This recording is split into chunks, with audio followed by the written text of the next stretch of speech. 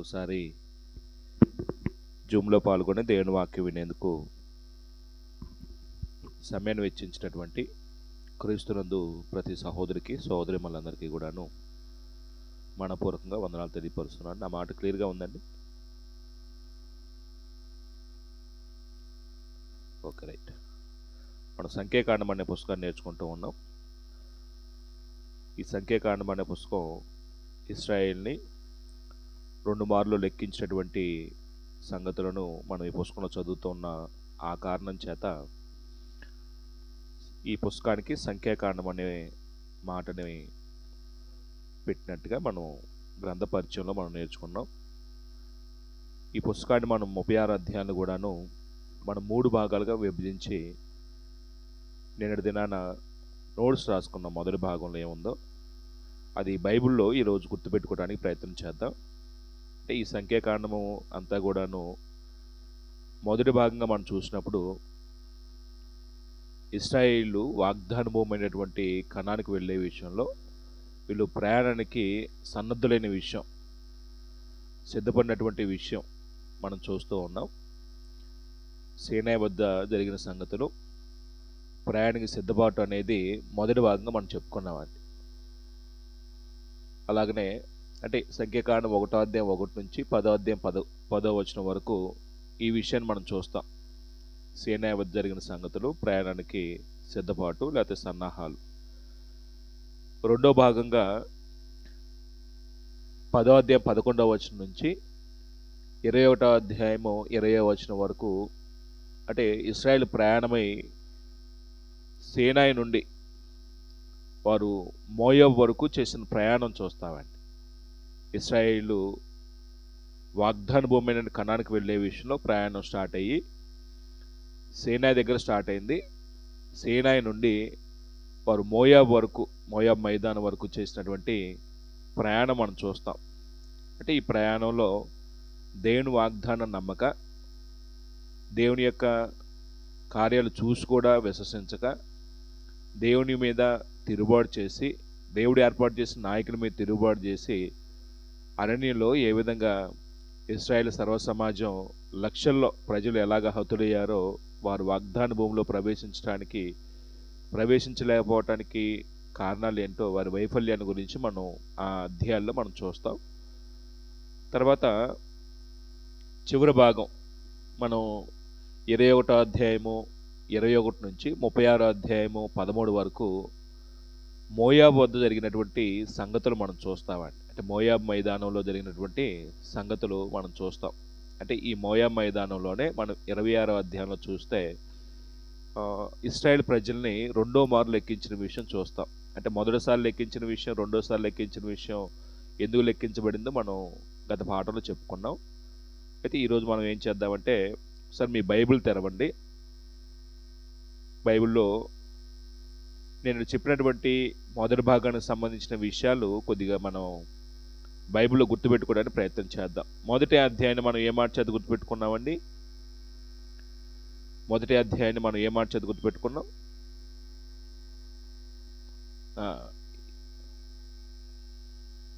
మొదటి అధ్యాయాన్ని మనం ఏ మాట చేత గుర్తుపెట్టుకున్నామండి? సీనాయి వద్ద ఇశ్రాయేల్ లెక్కించిన విషయం చూసామండి. ఇశ్రాయేల్ ప్రజల్ని లెక్కించిన విషయం చూసాం. అంటే ఇక్కడ 1వ అధ్యాయంలో ఎలా ప్రారంభమైందంటే, వారు ఐగుప్తు దేశం నుండి వెళ్ళిన 2వ సంవత్సరము 2వ నెల 1వ తేదీని సీనాయి అరణ్యమందలి ప్రత్యక్ష గుడారంలో యెహోవా మోషేతో ఇట్లా దేవుడు మోషే చెప్పాడు. ఏంటి ఆ సమాచారం అంటే, ఇశ్రాయేల్ వంశముల చొప్పున వారి పితరుల కుటుంబములను బట్టి వారి వారి పెద్దల చొప్పున మగవారిని అందరినీ లెక్కించి సర్వసమాజం సంఖ్యను రాయించుము. అప్పుడు లెక్కించేది ఎవరు? మోషే. వారి సర్వసమాజం లెక్క రాయించే విషయంలో ఏ వయసు నుంచి లెక్కించాలి అంటే 3వ వచనంలో ఇశ్రాయేల్లో సైన్యములకు వెళ్ళువారిని అనగా 20 ఏండ్లు మొదలుకొని పైపరాయం గల వారిని. అంటే ఇప్పుడు ఎంత వయసు నుంచి లెక్కించాలి అంటే 20 సంవత్సరాలు పైబడి ప్రతి మగవారిని కూడా ఇశ్రాయేల్లో ప్రతి గోత్రంలో నుంచి వీరి యొక్క లెక్కను రికార్డ్ చేయాలండి. అంటే వీటిలో మొదటగా గోత్ర ప్రధానుల పేర్లు చెప్పాడు. ఆయా గోత్రం నుంచి ఎంతమంది ఉన్నారో చెప్పాడండి. 20వ వచనంలో రూబేను పుత్రుల వంశావళి అన్నాడు. ఎంతవారు? 20వ వచనంలో 46,500 మంది. అట్లాగే 21వ వచనంలో షిమియోను పుత్రుల వంశావళి చెప్పాడు. 24లో గాదు పుత్రుల వంశావళి చెప్పాడు. అంటే మీరు ఆ పదాలు అండర్లైన్ చేసుకోండి. 20వ వచనంలో రూబేను అనే మాట అండర్లైన్ చేసుకోవాలి. 21వ వచనంలో షిమియోను పుత్రుల వంశావళి షిమియోను. అప్పుడు స్పెషల్ లింక్ ఉంటే ఆ గోత్రం నుంచి ఎంతమంది లెక్కించబడ్డారో చివరి మాట చివరి లైన్లో ఉందండి. రూబేను 46,500 మంది. అది అండర్లైన్ చేసుకోవాలి. లేకపోతే స్కెచ్ ఏదైనా ఉంటే హైలైటర్ ఏదైనా ఉంటే దాన్ని హైలైట్ చేసుకోవడానికి ప్రయత్నం చేయండి. షిమియోను పుత్రుల వంశావళి వచ్చేసి 59,300 మంది. 24వ వచనంలో గాదు పుత్రుల వంశావళి అన్నాడండి. ఎంతమంది వీళ్ళు? 45,000 మంది అన్నాడు. 45,600 మంది, 650 మంది అయ్యి అన్నాడండి. 26లో యోధాపుత్రుల వంశావళి ఎంతమంది వీళ్ళు? 74,600 మంది. 27వ వచనంలో మనం చూస్తే. తర్వాత 28లో ఇస్సాకారు పుత్రుల వంశావళి. అట్లాగా 30వ వచనంలో జెబూలూను పుత్రుల వంశావళి. 32లో యేసు పుత్రుల వంశావళి. యేసు పిల్లలు ఎవరండి? యేసు పిల్లల పేర్లు చెప్తారా ఎవరైనా? ఎఫ్రాయిము, మనషే. అప్పుడు ఎఫ్రాయిము వంశం నుంచి ఎంతమంది పుత్రుల వంశావళి ఎంతమంది అంటే 40,500 మంది అన్నాడండి 33వ వచనంలో. మనషే పుత్రుల వంశావళి చెప్తూ వీళ్ళు 20 ఏళ్ళు మొదలుకొని పైప్రాయం కలిగిన వారు ఎంతమంది వచ్చారు అంటే 32,200 మంది. తర్వాత 36వ వచనంలో బెన్యామీను పుత్రుల వంశావళి. బెన్యామీన్ అనే మాట మీరు అండర్లైన్ చేసుకోవాలి. ఎంతమంది మొత్తం కౌంట్ చేసినప్పుడు అంటే 35,400 మంది. 38వ వచనంలో దాను పుత్రుల వంశావళి అన్నాడండి. అప్పుడు దాను పుత్రులు ఎంతమంది అంటే 62,700 మంది అయ్యి అన్నాడండి. 40వ వచనంలో 11వ గోత్రం ఆషేర్ పుత్రుల వంశావళి. ఆషేర్ ఎంతమంది వీళ్ళు? 41,500 మంది అయ్యి అన్నాడండి. 12 నఫ్తాలి పుత్రుల వంశావళి. నఫ్తాలి పుత్రుల వంశావళి అండర్లైన్ చేసుకోవాలి. వీళ్ళు ఎంతమంది అంటే 53,400 మంది అయ్యి అన్నాడు. అప్పుడు వీళ్ళు మొత్తం లెక్కించబడిన వారి సంఖ్య ఎంత అంటే 46వ వచనంలో 6,03,550 మంది అయ్యి అన్నాడండి. కాబట్టి ఇశ్రాయేలు సర్వసమాజాన్ని యుద్ధానికి వెళ్ళదగిన వారి సంఖ్య 20 సంవత్సరాలు పైబడి పురుషులని కౌంట్ చేసినప్పుడు ప్రతి గోత్రం నుంచి వారి వారి లెక్కల చొప్పున రికార్డ్ చేస్తే 6,03,550 మంది వచ్చారండి. అంటే దీంట్లో ఎవరిని కలపలేదు అంటే లేవీలు కలపలేదండి. అంటే లేవీలు ఇశ్రాయేల్లో నుంచి మిగిలిన 11 గోత్రాల వారి నుంచి వారిని దేవుడు ఏం చేశాడంటే సపరేట్ చేశాడండి. ఎందుకంటే వాళ్ళు చేసే పనిని బట్టి వారు దేవుని యొక్క సేవ జరిగించే విషయంలో ప్రత్యేకించబడ్డారు. కాబట్టి వారు చేయవలసిన పనులు బట్టి వారిని దేవుడి మిగిలిన 11 గోత్రాల నుంచి సపరేట్ చేశాడు. 49వ వచనం ఒకసారి చూడండి. వాస్తవానికి 47 నుంచి మనం చూడవచ్చు. 49వ వచనం లేకపోతే 48వ వచనం చివరి మాట ఏమంటున్నాడంటే ఏలయనగా యెహోవా మోషేతో ఇలాగ సెలవిచ్చు, నీవు లేవీ గోత్రం లెక్కింపకూడదు, ఇశ్రాయేల్ మొత్తంనకు వారి మొత్తం చేర్చకూడదు. ఇప్పుడు లేవీని సపరేట్ చేయాలండి వీరిలో నుంచి. ఇది మొదటి అధ్యాయంలో మనం గుర్తుపెట్టుకున్నాం. అప్పుడు రెండో అధ్యాయంకి వచ్చిన తర్వాత రెండో అధ్యాయంలో మనం పెట్టుకున్నటువంటి పేరేంటంటే రెండో అధ్యాయానికి సాక్షి గుడారం చుట్టూ ఎదుట ఇశ్రాయేలు ఎవరెవరు ఏ దిక్కును దిగాలో ఆ విషయాన్ని చెప్పుకున్నామండి. అప్పుడు ఈ అధ్యాయం ఎందుకు ఈ విషయాలు చెప్పాడు అంటే ఇశ్రాయేల్ ఇప్పుడు అరణ్య ప్రయాణంలో ఉన్నారండి. సినా దగ్గర ఉన్నారు అరణ్యంలో. వీళ్ళు ప్రయాణం అవ్వాలి. ఇప్పుడు ప్రయాణం అవుతున్నప్పుడు ఎవరే దిక్కున ప్రయాణం చేయాలి, ఎవరే దిక్కున ఉండాలి? ఒకవేళ దేవుడు మేఘం పైకి వెళ్ళినప్పుడు వాళ్ళ ప్రయాణం కొనసాగిద్ది. మేఘం ఎక్కడ ఆగితే అక్కడ వీళ్ళు ఆగిపోయి వీళ్ళు ఆ ప్రాంతంలో నివసించాలండి. ఇప్పుడు ఎవరెక్కడ నివసించాలి, ఎవరెక్కడ గుడారాలు వేసుకోవాలి?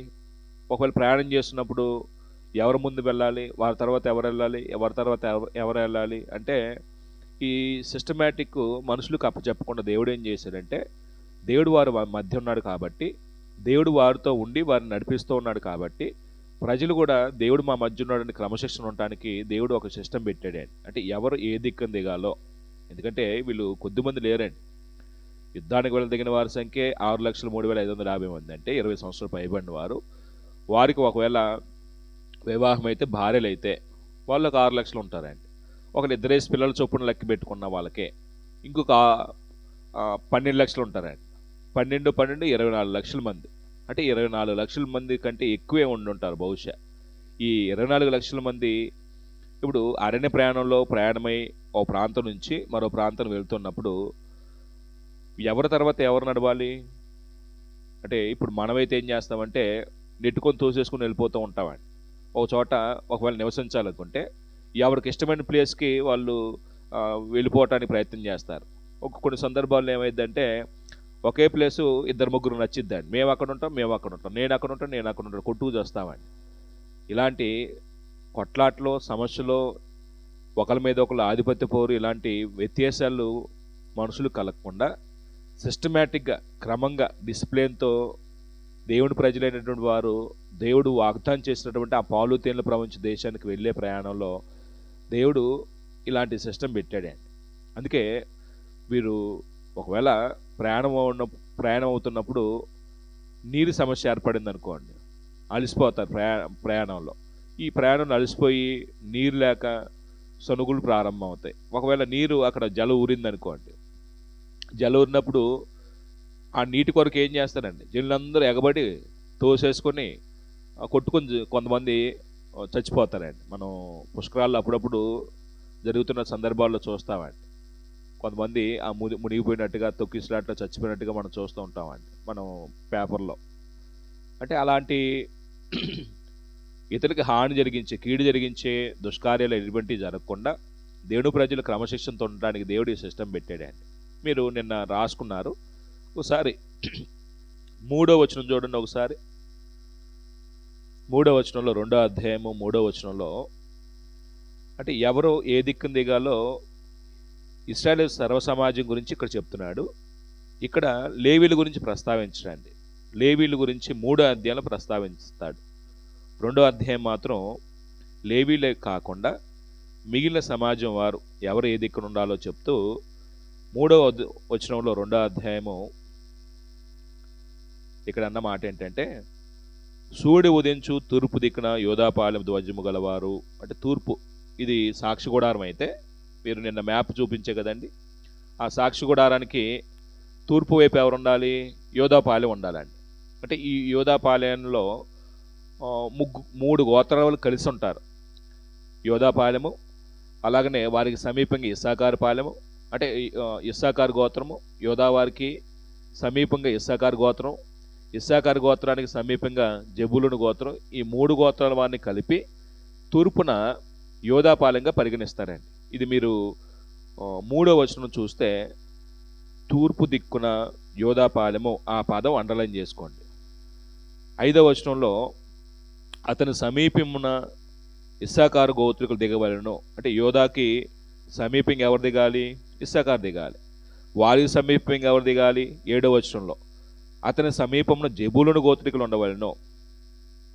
అప్పుడు యోధా వారు ఎంతమందో మొదటి అధ్యాయంలో చూసాం, ఇస్సాకారు వారు ఎంతమందో మొదటి అధ్యాయంలో చూస్తాం, జెబూలూను వారు ఎంతమందో మొదటి అధ్యాయంలో చూస్తాం. ఇన్ని వేల మంది ఒక పాలింగా లక్షల మంది అవుతారు. కాబట్టి ఈ లక్షల మంది ఏ దిక్కున దిగాలి అంటే వీళ్ళు తూర్పు దిక్కున దిగాలండి. అప్పుడు 10వ వచనంలో దక్షిణ దిక్కున ఎవరు దిగాలో చెప్తున్నారండి. రూబేను పాలెం ధ్వజము, వారి సేవల చొప్పున దక్షిణ దిక్కున ఉండవలను. అంటే యోధా, గుడారానికి ఎదురు భాగం తూర్పు అయితే, గుడారానికి క్రింది భాగం ఉందండి ఇక్కడ దక్షిణం. ఈ దక్షిణాన ఎవరు రూబేను పాలెం దిగాలి. ఈ రూబేనీలు ఎవరెవరు కలిసి ఉంటారు అంటే, రూబేను పాలెంలో రూబేను, అలాగనే షిమ్యోను, అలాగనే గాదు, ఈ 3 గోత్రాల వారిని రూబేను పాలెంగా పరిగణించారు. వీళ్ళు ఎంతమందో మనం చూడవచ్చు, కౌంట్ చేయొచ్చు. అయితే నేను ఇక్కడ మీకు బైబిల్లో గుర్తుపెట్టుకోవటానికి రూబేను పాలెము, ఆ తర్వాత రూబేను పాలెం తర్వాత 12వ వచనంలో షిమ్యోను అనే మాట ఉందండి. షిమ్యోను తర్వాత 14వ వచనంలో గాదు గోత్రము, గాదు. 18వ వచనంకి వచ్చేద్దాం. 18వ వచనంలో ఈ పడమటి దిక్కున ఎవరి దిగాలో చెప్తున్నాడు అండి. పడమటి దిక్కున ఎఫ్రాయిము సేనల చొప్పున వారి పాలధ్వజము పడమటి దిక్కున ఉండవలను. అంటే ఈ మందిరానికి లేకపోతే సాక్షి గుడారానికి పడమటి దిక్కు, అంటే పడమర అంటే తూర్పుకి ఆపోజిట్ ప్లేస్ అండి ఈ ఎఫ్రాయిం పాలెం. ఈ ఎఫ్రాయిం పాలెంలో 3 గోత్రాల వాళ్ళు కలిసి ఉంటారు. ఎవరెవరు వాళ్ళంటే ఎఫ్రాయిము, అలాగనే మనష్షే, అలాగనే బెన్యామీను. ఈ 3 గోత్రాల వాళ్ళ లిస్ట్ ఎంతమందో చెప్తాడు అక్కడ. వీళ్ళు ఏ దిక్కును దిగాలంటే పడమటి దిక్కును దిగాలి. అలాగనే 25వ వచనం ఉత్తరాన ఎవరు దిగాలో చెప్తున్నాడు అండి. 25వ వచనం ఉత్తరాన దానుపాల ధ్వజము వారి సేనల చొప్పున ఉత్తర దిక్కున ఉండవలను. అంటే ఉత్తర దిక్కున దానుపాలెం అన్నాడండి. ఈ దానీలు, అలాగనే ఆషేరు, అలాగనే నఫ్తాలి, ఈ 3 గోత్రాల వాళ్ళు ఉత్తరాన్ని దిగుతారండి. చూడండి, అంటే ఇప్పుడు ఈ ఈ ఈ పంక్తుల చొప్పున దిగటం అనేది దేని బేస్ చేసుకుని అంటే, సెంటర్ పాయింట్లో సాక్షి గుడారం ఉండిద్ది. సాక్షి గుడారాన్ని కేంద్రంగా చేసుకొని తూర్పున ఎవరు దిగాలో, పడమర ఎవరు దిగాలో, ఉత్తరాన్ని ఎవరు దిగాలో, దక్షిణాన్ని ఎవరు దిగాలో ఇలా చెప్పాడండి. అంటే ఈ సిస్టమేటిక్ లేకపోతే ఏమైందంటే, ఎవరికి నచ్చినట్టుగా మేము ఇక్కడ ఉంటాం, మేము ఇక్కడ ఉంటాం, మేము ఇక్కడ ఉంటాం, మేము ఇక్కడ ఉంటాం, మేము ఇక్కడ ఉంటాం అంటే ఏం చేస్తారు, అన్ని గోత్రాల వాళ్ళు అన్ని లక్షల మంది ఏం చేస్తారు, కొట్టుకొని చేస్తారండి. అంటే ఇలాంటి వివాదాలు, ఇలాంటి సమస్యలు తలెత్తకుండా ఒకరికొకరు హాని చేసుకునే మనస్తత్వం రాకుండా ఉండటానికి దేవుడు ఏం చేశాడంటే ఇలాంటి సిస్టమ్ని ఏర్పాటు చేశాడండి. మరి ఒక్క నిమిషం అండి, జూమ్ మీటింగ్ అయిపోయింది.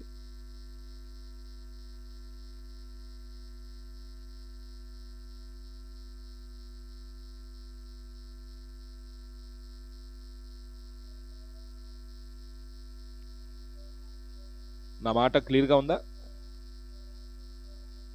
కొంచెం నెట్వర్క్ ప్రాబ్లం ఉందండి. ఓకేనా ఇప్పుడు? హలో,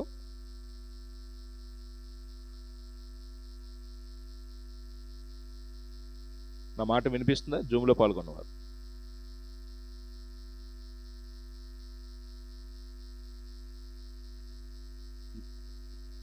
ఏమండి, నా మాట వినిపిస్తుందా?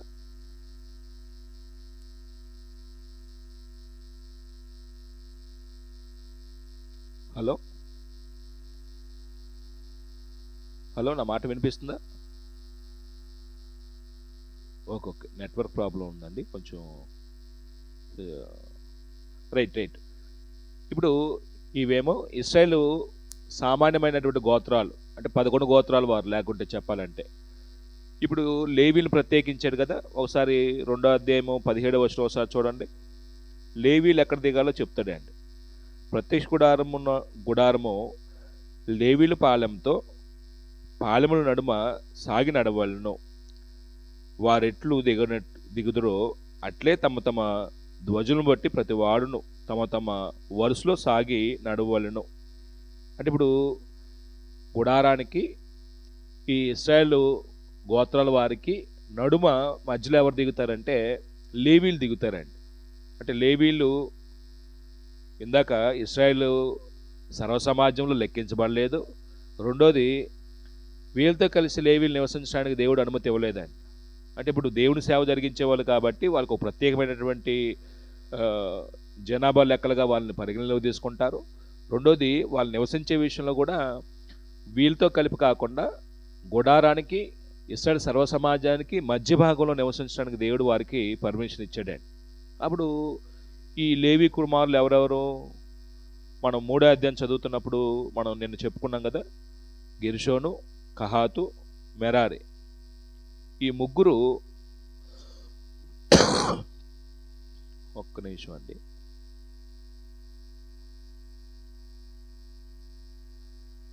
సారీ అండి, మనకి ఇది నెట్వర్క్ ప్రాబ్లంగా ఉంది కొంచెం.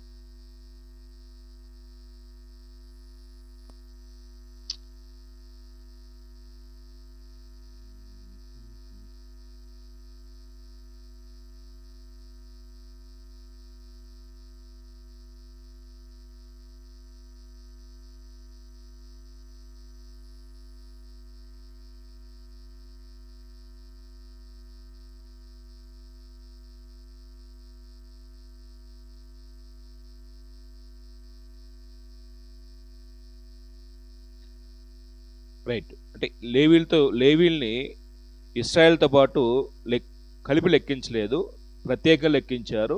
ఈ నివసించే విషయంలో కూడా ఇస్రాయేల్తో కలిపి వాళ్ళు నివసించే విధంగా కాకుండా గుడారానికి ఇస్రాయేల్ సర్వ సమాజానికి మధ్య భాగంలో నివసించడానికి దేవుడు వారికి పర్మిషన్ ఇచ్చాడు. ఈ లేవీ కుమారుల పేర్లు నేను చెప్పుకున్నాం, కహాతు, గెర్షోను, మెరారి. అంటే ఈ లేవీలందరూ ఎవరి యొక్క ఆధ్వర్యంలో సేవ చేయాలి, జరిగించాలి? 5వ వచనం నేను చెప్పుకున్నాం, 3వ అధ్యాయం 5వ వచనంలో, మరియు యెహోవా మోషేకి ఇలాగ సెలవిచ్చెను, నీవు లేవీ కుటుంబములను తీసుకొని వచ్చి వారు అతనికి పరిచారకులుగా ఉన్నట్లు యాజకుడైన అహరోను ఎదుట వారు నిలబెట్టవలను.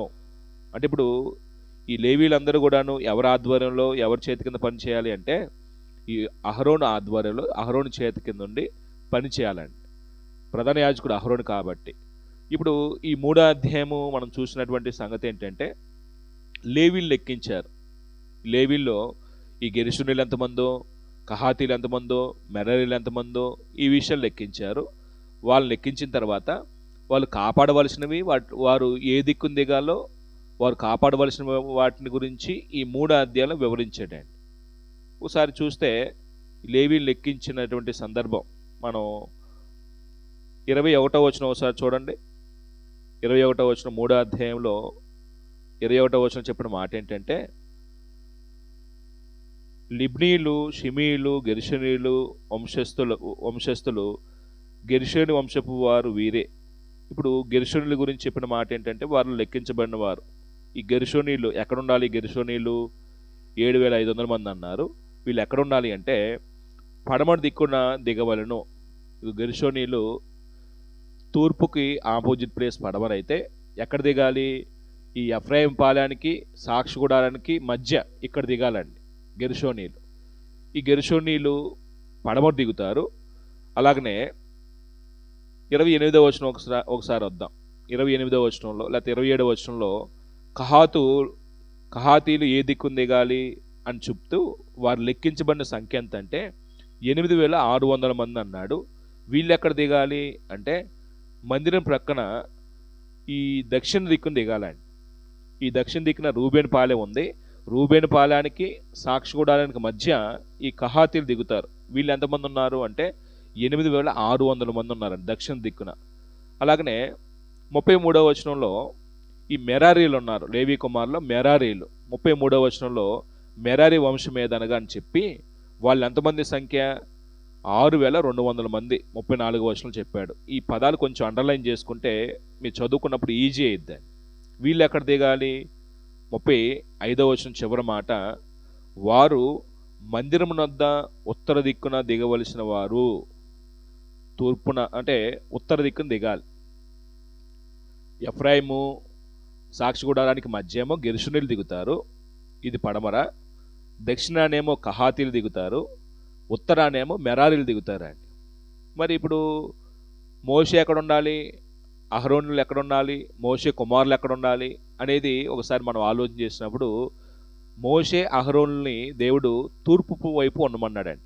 ఒకసారి ఆ విషయాన్ని కూడా మనం చూస్తే 38వ వచనం ఒకసారి చూడండి. 38వ వచనంలో మందిరం ఎదుటి తూర్పు దిక్కున అనగా ప్రత్యక్ష గుడారము ఎదుటి పూర్వదిశయందు దిగవలసిన వారు మోషే నాయకుడు, అహరోను కుమారులు.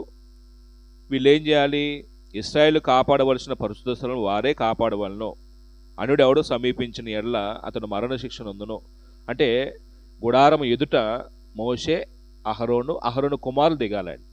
అప్పుడు వీళ్ళు ఏం చేయాలి అంటే ఈ మందిర ఉపకరణాలన్నిటి మీద ఆజమాయిషి చేసే బాధ్యత మోషే, అలాగనే అహరోను కుమారులకి ఇచ్చేదండి. అంటే అన్యుడెవడు ప్రవేశించకూడదు, వీళ్ళే కాపాడాలి. అంటే ఇప్పుడు ఎవరు పడితే వాళ్ళకి ఈ మందిరం మీద కాపాడే విషయంలో అక్కడ మెయింటైన్ చేయడానికి అధికారం ఇవ్వలేదండి.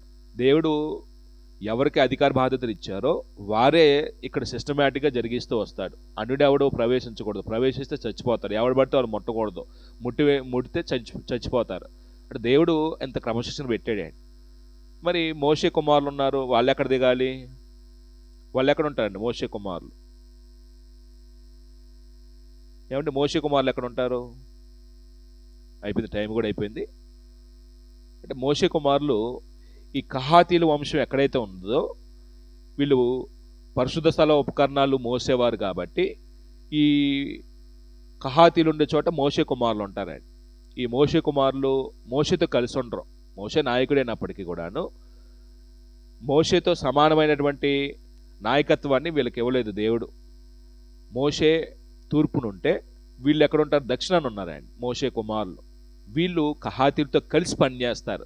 మా నాన్న నాయకుడు కాబట్టి మేము కూడా పెత్తనం చేస్తామని రాలేదండి వీళ్ళు. అంటే దేవుడు వాళ్ళకి ఆ పాత్ర ఇచ్చినప్పుడు ఆ పాత్ర చేయాలి. దాన్ని మీరి ప్రవర్తిస్తే శాపగ్రస్తులు అవుతారు. దేవుడు నిర్దాక్షిణ్యం వాళ్ళు ఏం చేస్తాడో చంపేస్తాడని. కాబట్టి ఏంటంటే ఈ డయాగ్రామ్ ఒకసారి నిన్న చూపించిన డయాగ్రామ్ని నేను ఈరోజు ఫోటో పెడతాను. అది ఒకసారి మీరు రాసుకోవడానికి ప్రయత్నం చేయండి. అయితే చిన్న మాట చెప్పి నేను ముగింపుకు వచ్చేస్తాను. ఏంటంటే అది చిన్న విషయాన్ని జ్ఞాపకం చేసి ముగిస్తాను.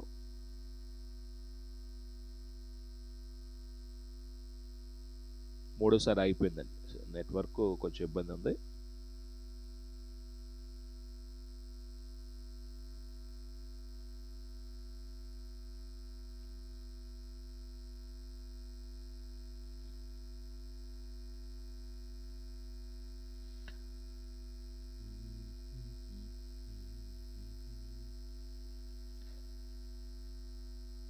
ఒక్క నిమిషం అండి.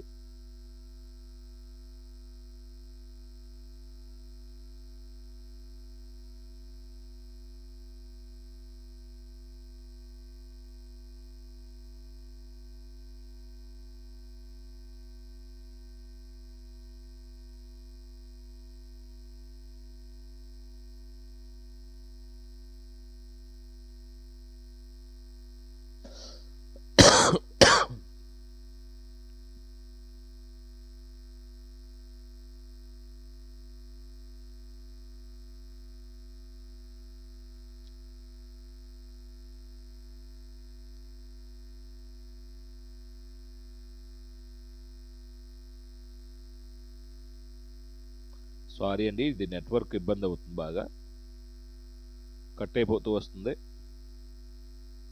కొంచెం మీరు డిస్టర్బ్ అయ్యే ఛాన్సెస్ ఉన్నాయి. అంటే 3వ అధ్యాయంలో ఉన్నటువంటి విషయం ఏంటంటే ఇశ్రాయేల్ లెక్కించి ఇశ్రాయేల్లో అంటే 2వ అధ్యాయంలో ఇశ్రాయేల్ లెక్కించబడ్డారు. అంటే వాళ్ళు ఏ దిక్కును దిగాలో ఆ దిక్కును దిగినటువంటి వారి యొక్క లెక్క మనం చూసాం. అప్పుడు 3వ అధ్యాయంలో చూసింది ఏంటంటే లేవీలు వాళ్ళు లెక్కించబడ్డారు, వారు ఏ దిక్కును దిగాలో చూసాం. 4వ అధ్యాయంకి వచ్చిన తర్వాత ఈ లేవీ కుమారులు ఉన్నారు చూడండి, కహాతు, గెర్షోను, మెరారీలు. వీళ్ళు చేయవలసిన పని ఏంటో, ఏ వయసు నుంచి ఏ వయసు వరకు వారు పనిచేయాలి గుడారం దగ్గర. 3వది వారికి అప్పగించినటువంటి బాధ్యతలు ఏంటో మనం 4వ అధ్యాయంలో చూస్తామండి. ఒకసారి 4వ అధ్యాయంలో 1వ వచనంలో యెహోవా మోషే అహరోనులకు ఇలాగూ సెలవిచ్చును, నీవు లేవీలలో కహాతీలను వారి వారి వంశం చొప్పున వారి వారి పితల కుటుంబం చొప్పున 30 ఏండ్లు మొదలుకొని 50 ఏండ్ల వరకు ప్రాయం కలిగిన ప్రత్యక్ష గుడారంలో పనిచేయుటకు సేనగా చేరగలిగిన వారి సంఖ్య వ్రాయించుము. ఈ కహాతీల కుటుంబంలో ఈ కహాతీలు ఎక్కడ సేవ చేసేవాళ్ళంటే, వీళ్ళు ఎలియాజరు ఆధీనంలో ఉండి వీళ్ళు ఏం చేస్తారంటే, అతి పరిశుద్ధ ఉపకరణాలు మోసే విషయంలో గుడారం లోపల అతి పరిశుద్ధ స్థల ఉపకరణాలు ఉంటాయి కదా, స్థల ఉపకరణాల విషయంలో బాధ్యత కలిగిన వారు ఎవరంటే ఈ కహాతీలండి. ఈ కహాతీలతో పాటు ఈ మోషే కుమారులు కూడా వర్క్ చేస్తుంటారు కలిసి. కాబట్టి ఈ కహాతీలు ఏ వయసు నుంచి గుడారంలో సేవ చేయడానికి దేవుడు అపాయింట్ చేసుకున్నాడంటే, 30 ఏండ్లు మొదలుకొని 50 ఏండ్ల ప్రాయం కలిగినటువంటి వారు, అంటే 30 ఏండ్ల నుంచి 30 సంవత్సరాల నుంచి 50 ఏండ్లే, అంటే 20 సంవత్సరాలే గుడారంలో సేవ చేయడానికి అర్హత ఉందండి. అంటే యాజకత్వం జరిగించడానికి కూడా వయసును చూస్తున్నాడు దేవుడు. ఆ వయసు మీరితే రిటైర్డ్ అవ్వాల్సిందేనండి.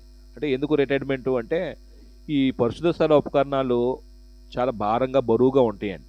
అంటే బరువైనటువంటి ఉపకరణాలు ఒక ప్రాంతం నుంచి మరో ప్రాంతం తీసుకెళ్ళటం కానీ, అక్కడ వాటిని మందిరాన్ని సెట్ చేసేటప్పుడు వాటిని మళ్ళీ ప్యాక్ చేసినవి ఓపెన్ చేసి మళ్ళీ అక్కడక్కడ సెట్ చేయటం కానీ, ఇవి వయసు మొదలు చేయటం కష్టం. కాబట్టి దేవుడు ఏం చేశాడంటే, 30 సంవత్సరాలు మొదలుకొని 50 సంవత్సరాల లోపు వాళ్ళే ఏం చేయాలంటే అక్కడ సేవ జరిగించడానికి దేవుడు వారికి అవకాశం ఇచ్చాడండి. 50 సంవత్సరాలు దాటి వారికి రిటైర్డ్ అవ్వాల్సిందే. వాళ్ళు ఏం చేస్తారంటే, ఆ క్రొత్తగా వచ్చే వారికి ఏదైనా సూచన సలహాలు ఇవ్వాల్సింది తప్ప, నేను చచ్చిపోయేది వారు అక్కడే చేస్తాను అని రాకూడదండి. అంటే ఎందుకు దేవుడు రిటైర్మెంట్ పెట్టాడు. మనం ఇది 4వ అధ్యాయంలో మనం చూస్తాం. అయితే ఇక్కడ ఈ కహాతీలు గుడారం లోపల ఉన్నటువంటి వస్తువులు మోయటానికి మోసే బాధ్యత ఆయనకి ఇచ్చినప్పుడు అవి ఎవరు పడితే వాళ్ళు మోయటానికి రాకూడదు. మనం 4వ అధ్యాయం విభజన మనం ఒక్కొక్క పేరా మనం విభజించుకుంటాం కదా, అప్పుడు మనం వివరంగా చెప్పుకోవడానికి ప్రయత్నం చేస్తామండి. ఈ గెర్షోనీలు ఏం చేస్తారంటే మందిరం తెరలు మోయాలండి. వీరు ఈతామారు ఆధీనంలో ఉండి వీళ్ళు వర్క్ చేస్తారు. మందిరపు తెరలో అంటే పరిశుద్ధ స్థల ఉపకరణాలేమో కహాతీలు మోసే బాధ్యత ఇచ్చాడు. ఈ గెర్షోనీలేమో మందిరపు తెరలో అంటే వెలుపటి భాగంలో ఉన్నటువంటి ఉపకరణాలు మోసే పాత్ర దేవుడు వారికి అప్పగించాడు. మనం అది 4వ అధ్యాయం చూస్తాం. ఈ మెరారీలేమో మందిరం ప్రాకార పలకలు ఉంటాయి చూడండి, ఆ పలకలో సేల్లో ఇవన్నీ కొంచెం బరువైనటువంటి విషయాల్లో వీళ్ళు మెరారీలు మోసుకుంటారండి, బయట వైపు వెలుపటి వైపు ఉన్నటువంటి భాగాన్ని. ఇది 4వ అధ్యాయంలో మనం చూస్తాం. అంటే ఈ 4వ అధ్యాయం అంతా కూడాను కహాతీలు, గెర్షోనీలు, మెరారీలు మోయవలసినవి, కాపాడవలసినవి. అంటే వాళ్ళు ఎక్కడి నుంచి ఎక్కడ ప్రయాణం అవుతున్నా సరే ఎవరిది వాళ్ళే చేయాలండి. నేను చేస్తానని మిగిలిన వారు ఎవడో రాకూడదు. వస్తే దేవుడు నిర్దాక్షిణ్యం వాళ్ళు చంపేస్తాడు. దేవుడు ఈ క్రమాన్ని పెట్టిన తర్వాత అదే సిస్టమ్ని వాళ్ళు ఫాలో అవుతారండి. ప్రయాణంలో ఉన్నప్పుడు ఎవరి తర్వాత ఎవరు నడవాలో, ఎవరి పక్కన ఎవరు ఉండాలో ఈ క్రమాన్ని పాటిస్తూ ఉంటారు. ఒకవేళ ఆ మేఘం ఆగిన చోట గుడారం వేసినప్పుడు ఆ గుడారం దగ్గర కూడా చుట్టూ ఎవరెవరు ఉండాలో ఈ సిస్టమ్ ఫాలో అవుతారండి. అంటే ఈ సంఖ్యాకాండం చదవటం వల్ల మనకు కొంత డిసిప్లిన్ ఏర్పడుద్దండి. అంటే మనం ప్రస్తుతం భారతదేశంలో క్రీస్తు యొక్క సంఘాల పరిస్థితి ఎలా ఉందంటే, క్రమశిక్షణ లేని పరిస్థితి అండి. మనం ఒక కార్యక్రమం పెట్టుకున్నప్పుడు బాధ్యతలు అప్పచెప్తే చేసే పరిస్థితి ఉండదండి. ఒకరికొకళ్ళు సహకరించుకునే మనసు ఉండదండి. ఒక పని చేస్తే వాళ్ళు చేస్తారులే, వీళ్ళు చేస్తారులే అని ఏం చేస్తామంటే సాకులు చెప్పేసి మనం ఏం చేస్తామంటే ఎస్కేప్ అవుతూ ఉంటామండి. కానీ ఈ పుస్తకాలు చదివితే పాత నిబంధన చాలా విషయాల్లో మన జీవితాల్లో ప్రక్షాళన జరిగిద్దండి. ప్రభుచితం అయితే అంటే మనం అక్కడ ఉన్నటువంటి సంగతులు ఆత్మీయ భావంతో మనం అర్థం చేసుకొని అది మన విశ్వాసాన్ని మెరుగుపరచుకోవడానికి ఈ సంఖ్యాకాండం అనే పుస్తకాన్ని మనం ఉపయోగించుకుందాం. బైబిల్లో మనం చేస్తున్న ప్రయత్నం ఏంటంటే, బైబిల్లో ఒక్కొక్కటి ఏ సంఘటన తర్వాత ఏ సంఘటన జరుగుతూ వస్తుందో దాన్ని గుర్తుపెట్టుకుంటూ అది మన జీవితాన్ని కొంచెం అన్వయించుకుంటూ ఉన్నాం. ప్రభుచితం అయితే రేపు ఈ విషయాన్ని కొనసాగించుకుందామండి. మీ అందరికీ వందనాలు తెలియపరుస్తూ ప్రార్థన చేయమని సోదరులు ఎవరైనా అందుబాటులో ఉంటే ప్రార్థన చేస్తారని. ఎవరున్నారు అందుబాటులో?